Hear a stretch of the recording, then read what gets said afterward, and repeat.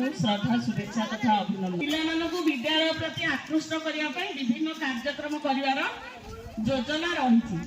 तेणु पिलामाने आसिल नुआ पिला नुआ जगह नुआ अनुष्ठान एवं तमे किभଳି भाବରେ निज लक्ष्य स्थल रे पहुंचिया पई चेष्टा साधना जारी रखिबो एवं तुमर आगामी जीवन केमिति गोटे भल जीवन तमे भल मनीषटीए हम एवं शिक्षा क्षेत्र में आगू जाकि देशर ना रखिबो विद्यालय ना लिखिबो रखिबो बापा मांकर ना रखिबा सहित निज गाँ निज साही निज देशर भी ना रखिकी भविष्य में जड़े भल मनीष होइकी आम मानकर सुनाम अर्जन करेइबो।